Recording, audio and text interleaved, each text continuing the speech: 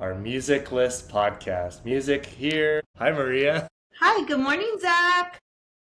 Good morning, listeners. How's everybody today? Hope we're all feeling good on this Monday morning. Maria, I'm unconvinced. You were telling me about your toe before we got. I mean, it's embarrassing to be honest. I But have embarrassing is good. We want struggled with embarrassing. struggled with foot fungus on my left foot. Me too. That bad. Like, I mean, literally when I was little, I had to wear saddle shoes, which some of you When you may have were never heard little. of. They're like black and white shoes that are good. I think they're made of leather, and my dad knew about it and put like this athlete's foot powder in my socks and still didn't go away. And it's not the foot, like the feet are bad, but it's the toes. They are like thick and nasty. And in the past like 5 years, every time I hit them, it's like pain radiating through my body and then throbbing and they turn black. Hit them? You mean like if you like Yeah. stub your toe? And my doctor at one point was like, I think you might have a melanoma because my toe was so black and had been for so long. But really, I had just been hitting and hitting it and causing it trauma. Plus, I think that the fungus is making it worse. So finally, I'm on meds for it. But I yesterday just got kind of like too friendly with my toe, the like cuticle of my big toe, and like tried to kind of cut it off, and it didn't go well, and it's very. I don't think our listeners want to hear this. I don't. No one in my family would want to hear this. In fact, they would be so ashamed that I'm speaking of this. It's okay. I guarantee you we have a listener out there who's going, I know exactly what you're talking about. Doing surgery on your own toe. Yeah. I'm just fascinated that your dad at an early age like recognized this. So I'm almost wondering if it's like genetic and there's nothing you could do about it. So he had it too. And so I think Right. you're right. And he would always tell me what, especially as an adult, what you have to do is put your feet in boiling, like almost boiling hot bleach water. Bleach with real bleach in it. Soak your Yeah. feet, then take your feet, dry them completely, and put them in basically brand new clean white socks. And are And you that's what doing he that? did, and it cured it. No, I've never done that. I don't, something about just bleach that's going right into your bloodstream via the feet. I mean, like back in the LA days, learning about essential oils, people were always like, put it on the bottoms of your feet to get those essential oils into your bloodstream. I feel like that's just like a recipe for fungus though, right? Like oily Oil? feet. I don't know. Oily feet in shoes. It's candida. It's the same thing like yeast infections are made of and cradle cap. All of that stuff is a family of fungus, and I've had all of them many a Sorry. time. Catching a bug? There are mosquitoes in my Boo. office, Boo. and I did not catch it. But I think when you say the word fungus, the like dormant athlete's foot on my second from my big toe in my left foot One is like toe. Oh, I tingling. feel No, bad. no, no, no, no. God. You little Princia. So welcome to another episode of Fungus Toe. On today's episode of Fungus Toe, we will I be feel like talking people are like, about I'm here to learn about actual brain things injuries. with brain Yeah. injuries, and why are these randoms talking about toes? Well, on random note, we talked in a previous episode when we had our guest Andy, who was Scottish, come in, and I fanboyed him about Belle and Sebastian, and he Very said, cute shirt. I don't know what you're talking. I'm not. I've heard of them, but I don't know them." And it's a very popular band worldwide. My dog just inched through the. Sorry. Dogs are a lot like children, where you wish they would pick up their toys and like close the door after them, but they just will never. Anyway, so we were talking about Belle and Now you're getting that Sebastian. sun-kissed look. Yeah. And is that your dog's name too, Bella? No. Should I stay like this? You like this look over here? Yeah. Okay, we're getting off subject. No, her name is Cola, like Coca-Cola. Cola. Oh, wow. And anyway, we were talking about Belle and Sebastian. They're going on tour. This is a free advertisement for them going on a world tour. My wife and I are traveling to New York in May to go see them for 2 nights. Fun. You're going to go to 2 nights of the show or just sleep over There are tonight? there are 2 nights. They're commemorating 2 different albums, anniversaries, and it should be fun. That's amazing. Yeah. We went And and saw then, Japanese breakfast on Friday night at the Greek Theater. That was pretty awesome.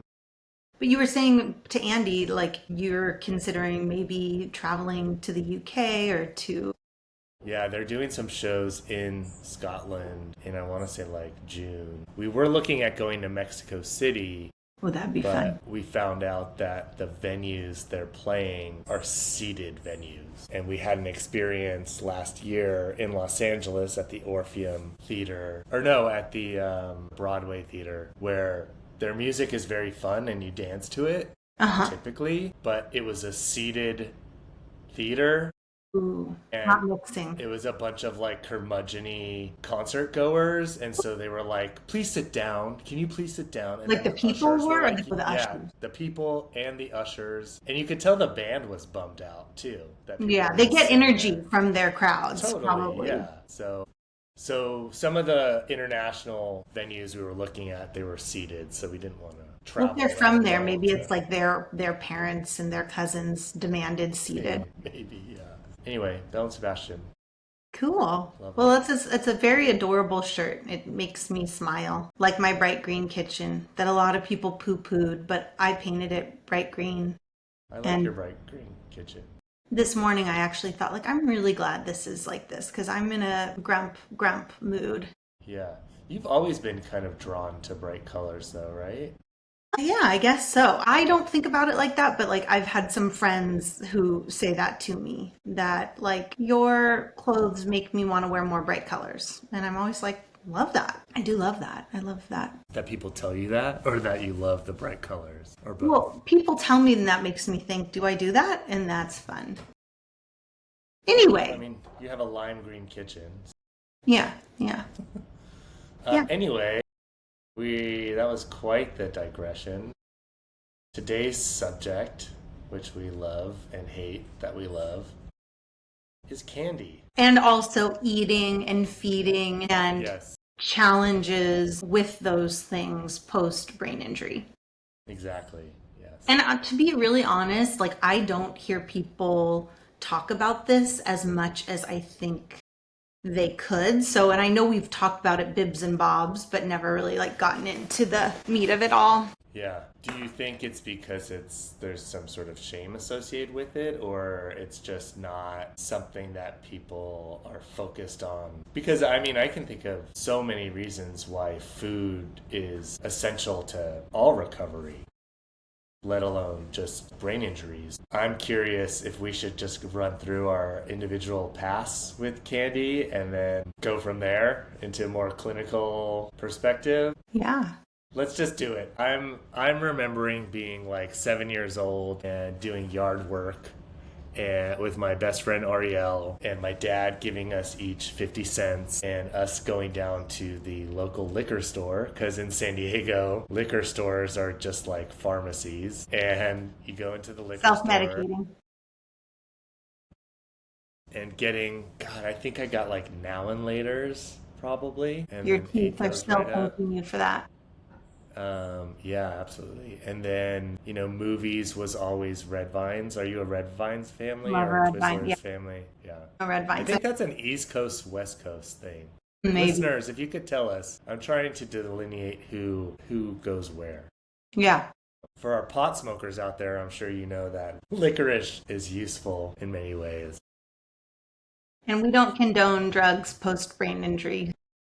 Is that including alcohol? Well, that's probably a subject for another day. But I mean, Yeah, we should talk I about think that as a you have to be subject. careful with your brain, which is anything you're putting in your body. I think you need to be mindful. Yeah. What are your and then my dad who's a physician, he had jelly bellies in his office that we Wow. would get at what was then Price Club, now Costco. And when I would visit his office, I would pick out all the watermelon jelly beans. See, I was a weird kid where like I would eat the stuff no one wanted, probably because it meant I got more, like the popcorn, jelly beans, and the black I licorice like, jelly yeah. beans. I loved it because no one else wanted it, and so I got like triple the amount. And then Halloween was always like, it was like a Burning Man. It was an 8-year-old kid's version of like a Burning Man rave for candy for me. Yeah, we were the type that like you could eat as much candy on Halloween night, and then oftentimes it disappeared. Oh, really? Yeah. I kind of wish my parents had done something like that. Although, do you remember getting sick from that No, level of never. candy eating? No, Never. and I mean that's something that I've always had where like I can eat very rich like chocolate mousse I loved. I never knew it was like a delicate or how what's that word? Decadent. I thought it was just like basically just like very light and fluffy chocolate. So I could eat like tons of that and never, and I come from like my great grandma was had like a cattle ranch in Butte, Montana. So like people that eat like hearty food. And so I just don't think that's ever been something that's been big on my brain of like this thing is rich or this, you know. I don't know why I'm talking about this. Were you saying something was rich or am I bringing that to the surface? Well, I was asking if you made yourself sick. Yeah. No. No. What about, I mean, I've made myself sick eating candy like more times than I'd like to admit. Mm. So I would say I'm not the hugest. I do like candy, but I'm much more like a cookies or cake, or just to jump into the belly of it. I will say it's important as sort of an umbrella theme. If you have a head injury, the the maybe found difficult pre-brain injury are going to be more difficult post-brain injury. And so I had always liked sweets and stuff, but post Can you say, injury, I'm sorry to interrupt you, but can you say that one more time and slowly? Because I think it's really, really important for us to remember and our listeners to remember. You said that the things you found difficult pre injury are even more difficult post injury, right? yeah. Yeah. So like challenges you faced when your brain was not injured are going to be magnified after your brain is injured. Yeah. I'm sorry to interrupt. No, no, I Sounds think very that's, important. I'm glad you did. So for me, we were like a health nut family. And so I was just always, when I would go to a friend's, like eating all their treats or their Ritz crackers or whatever good cereal they had, that kind of thing. And then, when you get to be an adult and you're in college and you've got a dining card, I would like get a few candy bars a day. That kind of was my MO. When I was in the accident and broke my jaw, my mouth was wired shut. And so I was on feeding tube and then liquid diet, and that lasted from August through October.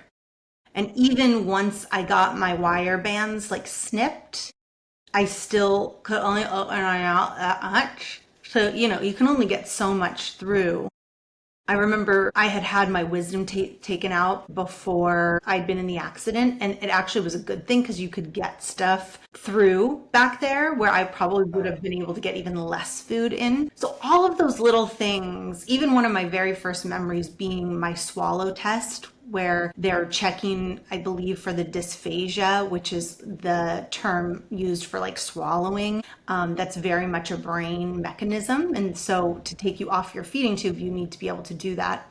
I passed, so yay. But again, like even being taken off that and being on such a low diet, I was just so hungry. And, I do think it's important to say if you are someone with an eating disorder, you can turn the podcast off and kind of think about if you want to listen to this. Not that we're talking about eating disorder things, but I think eating and feeding can be triggering. So that's just, I'll let you turn it off if you're wanting to, and good job taking care of yourself. And for our listeners that aren't in that camp, when your mouth is wired shut, you lose a lot of weight. And I weighed like 70 pounds. So I was literally starving, and that's like less than half of what I weigh now. And I remember this one experience once my mouth did get unwired. It was Christmas, and my sister had made like hundreds of cookies, and she is kind of a perfectionist. She makes very beautiful things. She's, an artist, and made this beautiful, beautiful plate of hundreds of cookies for this family Christmas we were going to. And I was taking them down. Like there was no stop button. And I think I was truly like coming out of this starvation mode. There's nothing you could do, right? I mean, did anybody try to stop you, or were you just like I I've haven't heard, eaten in 4 months. right. I mean, I've heard the story from people, so people were noticing it, obviously. This was like probably a 30 people Christmas. And I think And this is like your first Christmas post accident, right? exactly. Yeah. Okay. Yeah. So you And had like scars and no yes, hair, and totally. All of so they that. were probably staring at you for a lot of reasons.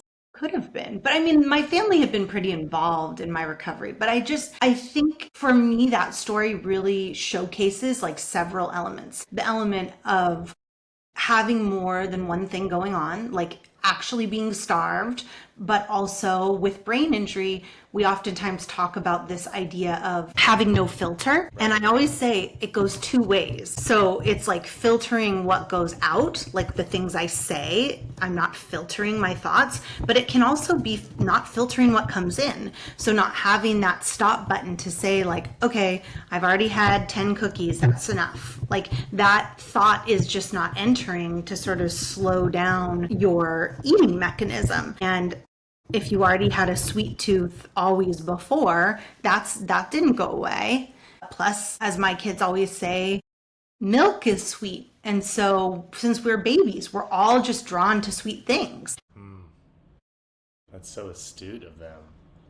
I'm sure someone told them, but yeah, my mic is being a rascal right now. Sorry. Yeah. It's quite apparent. Do you It want just to is. let it go? My mic? What's it doing? Well, it's gonna fall Is on. it? It's yeah. No, it's here we go. Okay. Okay, I think we got it. You good? You got it? We good. We good. The sun is in my eyes, so I'm like leaning over, doing the half Yeah, face I can again. see you like going like somewhat out of frame. I can shut this. Do Okay, you want to sorry. put sunglasses on? You might look cooler. Oh no, now the mic. Everything's happening at once. Okay, all right, here we go. Sorry, listeners, this isn't our most. Oh, there we go. There we go.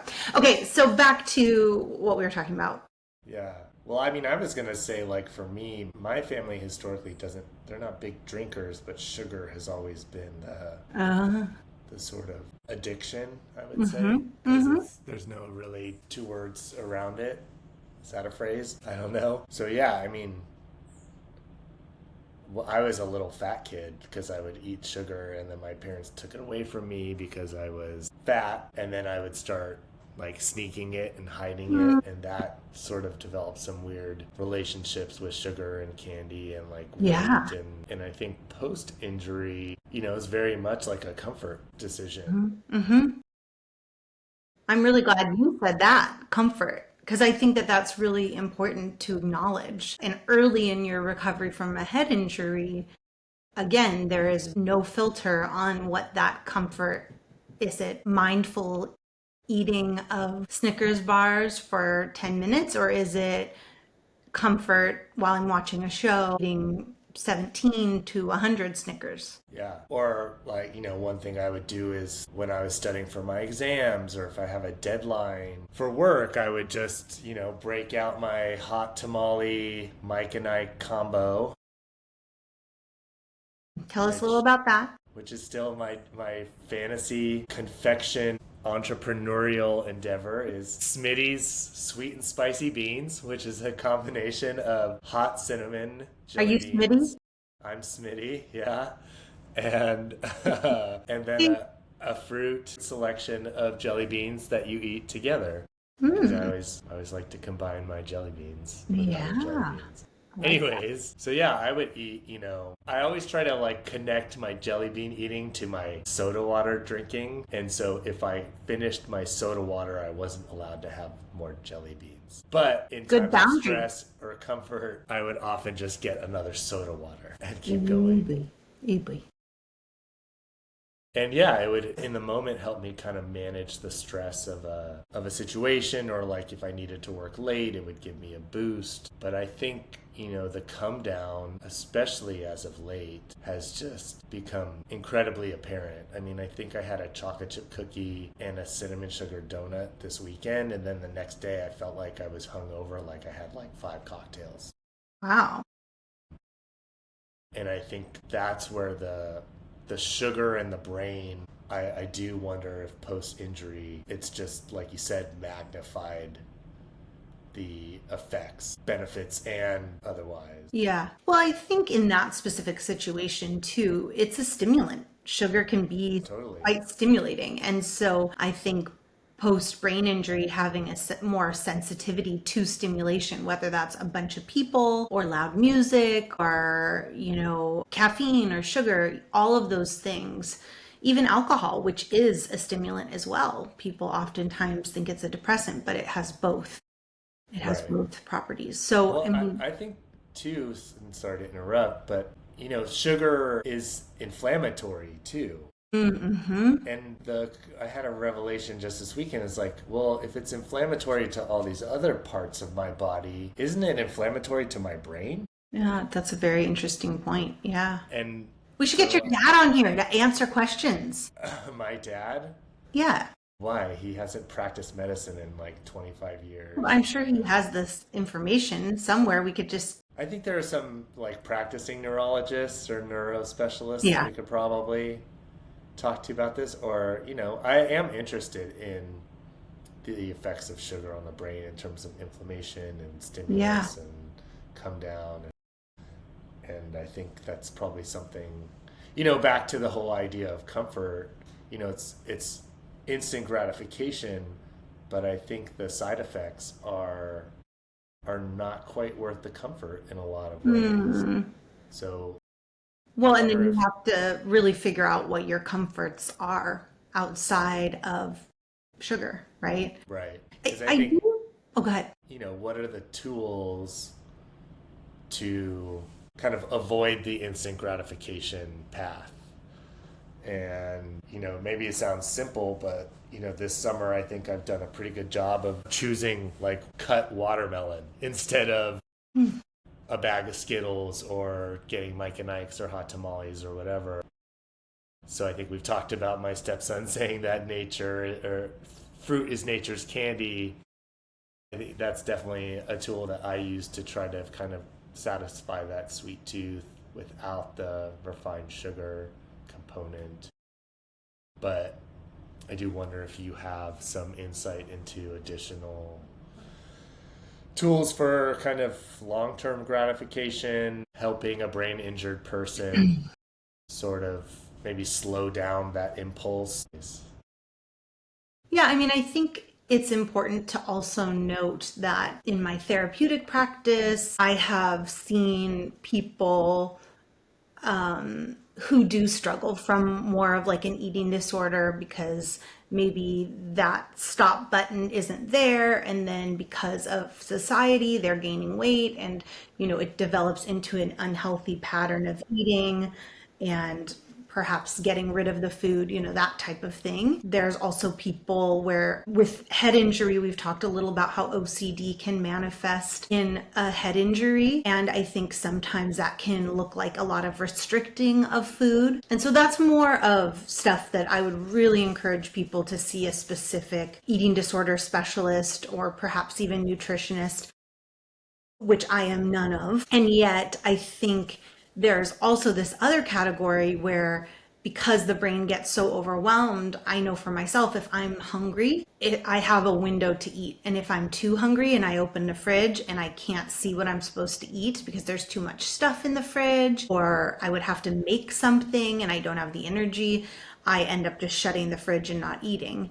And that can really impact my mood. And like we were saying, I was always someone that kind of got hangry, and now I get like belligerently hangry. So I think it's just really useful to, if you are relating to that challenge of opening the fridge and not being able to pick what to eat, having some stuff that is healthy or nutritious, whether it is like apple and then cheese sticks, or having some hard boiled eggs that are just pretty easy to grab and go, or yogurts that you like. I will admit, I had been reading a ton about how anxiety could be helped with eating more protein, and it just so happened it was how everyone has kind of been on this high protein kick, but I kind of got too into that, and then it was like I am trying to eat this protein, and it's not really fulfilling to me, and it's like too much food almost. And then because I'm so full, then I'm sort of skipping this sort of titrated eating throughout the day. So I've been much more relaxed about that, like making a big bean salad, which does have protein, but also just easier for me to eat. So thinking about not what's the world doing, but what's good for me, what suits me. And again, I'm not against, like I also sometimes if I just can't think at all, will to get myself to the place where my brain can think, do a scoop of protein powder and some milk and just shake it and drink it, and it turns my brain back on. I think here we've talked about the idea of like having nuts by the bed, because for some people they need that to just get their brain going. So it is really, I think in some ways, a very important component to our ongoing living with a brain injury is feeding and eating yourself. Not eating yourself, but I like eating yourself. I mean, you're touching on something that I just dealt with yesterday where I think, the subtext is like this is very difficult and it's like a constant self-advocacy of like making sure you're fueled to manage the next activity, the yes. next, and yesterday, Sunday morning, like I wanted to get all of our Sunday errands done and the grocery shopping and walking the dogs and getting to the pool. And then I don't need to eat anything. I'm fine. And it's like I totally lied to myself. I Hmm. ended up getting kicked out of the pool because of the boys' water polo team and Mm. was super pissed about it Hmm. and like made a few comments to like the poor kids who had to kick me out of the pool. Oh, And then I felt terrible about it. And my wife was like, "Did you eat anything?" No, no, I had a bar. Like, I yeah. had probably burned like 300 or 400 calories that morning just walking the dogs and going to the grocery store. And it just, I was angry at myself. I knew Hmm. better. I knew I needed to eat something more sustaining. I don't like eating that much before I go swim because I don't want to feel nauseous and throw up in the pool. But it just doesn't bring out the best version of myself. Yeah. So I was very frustrated about that Yeah. and still am. And I'm like, going to go to the pool today and worried that they're not going to let me in because I told some lifeguard that the water polo team sucks. And so we'll see what happens. But I also want to apologize to this kid who's probably Yeah. going to be like, I don't even know what you're talking about. you Yeah. know? In and out one ear. Well, I really, I think this brings up a great opportunity as a brain injured survivor to another brain injured survivor, which is you made a mistake. You forgot to do something, and now you can be mean and mad at yourself, or you can be gentle with yourself and recognize this as a learning experience. You're 4 years in, your little baby brain injury is only 4 years old. I have a 4 year old, that's not very old. They're still learning and they still get upset and have tantrums often. So you had a tantrum. And so you can go back in and say you're sorry. And I think it's really useful what you brought up of like, what are the things that make us overlook this really basic need that you wouldn't let your 4 year old go half a day and to swimming lessons without eating. So why are you doing that to yourself? Sometimes people with head injuries are so sensitive to smells and tastes that it is very difficult to eat. And so I think knowing too that there are parts of your brain injury that can get in the way from feeding yourself, and there is help for that. And also, like Zach, you're bringing up is just like our listeners probably can totally understand, you're learning yourself as this new brain injured person, and that your needs might be different than they were 4 years ago. So now you're a 40-year-old man who has to pack snacks and have fresh fruit in your car or have cheese sticks or whatever it might be to get you over those humps and to not have a big miss like that. And that's okay. Yeah, I think probably just listening to you read it back to me or recite it back to me, there's a little bit of pride and ego too of this is the way I used to do it. Why can't I do it Exactly. now? Yeah. Yeah. When in reality, it's probably like the way I used to do it wasn't really good either. Like I probably should have been feeding myself then. Two, I could just hide the results a little as, on my own. So I wasn't, I don't Well, and I am not a nutritionist, as I said before, but I think there is some truth too of like if you are kind of restricting your food for whatever reason, on purpose or not, it's very normal for you to be gravitating towards sweet things. And that sometimes is like our brain tricking us into thinking like, oh, have this thing, it'll get you through, when really you need something probably more substantial. And so a lot of the evidence that has come my direction, again, not a nutritionist, but like is if you're gonna have, your hot tamales, try to eat like a cup of Greek yogurt first, or try to have some nuts first and then have your hot tamales. And that those types of things can really help reduce the big spikes in your blood sugar, which, can also come, I think, from just not having any food. Right. Yeah.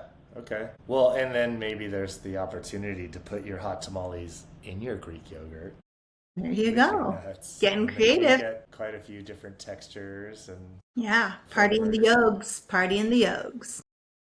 This is such a huge topic, and I really do encourage people, if this is something that's sparking a lot of thought for you, we're open to continuing talking about it. So please give us a call on our voicemail line or write us a message. Yes, please. And of course, always seek support elsewhere if that would be of use to you. And I think it can be really helpful. Yeah, absolutely. I don't. Do we have a call today? Not today. We don't have a call in today. Please, listeners, friends, family, give us a call. Send Give us us a a note. tinkle. Ask us a question. Right now, we're just assuming you think that we know everything. And so you're hesitant to call us because you're so impressed with everything we have to say about everything. But as we've mentioned, this is just for fun. And we're trying to provide context and a community for people to talk and learn. So, you know, we're not tired of each other yet, Maria.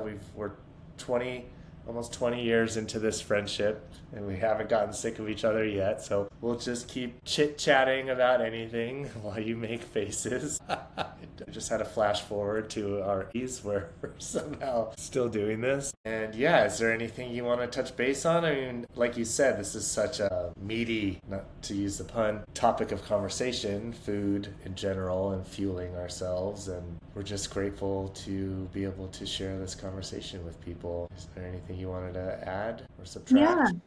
Oh, I'm just always interested in what other people are experiencing. And I know that writing in the comments below is useful for us to see, but also to engage our other listeners who may be having similar things that aren't being talked about and that really can cause a daily challenge. So please let us know.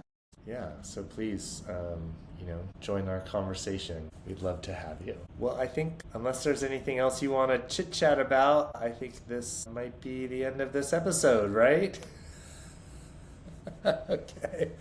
We're excited to be sharing these conversations with you. We're going to be covering a new topic related to TBIs each week, going over listener submitted calls from real life situations. We'll be releasing episodes every Tuesday, so please subscribe to make sure you don't miss any of these fun but important conversations. And we're on Apple Podcasts, Spotify Podcast, and then YouTube. YouTube. That's where we're at right now. All right. The content in this podcast is for informational and entertainment purposes only, not professional advice, and we, the hosts, are not liable for how our listeners use this information. If you need more support, please contact a therapist or your medical provider. If you are having suicidal thoughts, please text 988 for support. Maria, thank you so much. Thank you, Zach, Always and good thank to you for see you. being so vulnerable and open. And it's always nice to Likewise. hear what you're dealing with. Same. And your hair looks great. All right. Have a wonderful time. I don't know what that face was. Uh, keep it going. Is that a face your child makes or? We have like one mirror in our house, so basically it's like just an opportunity for me to see what I look like.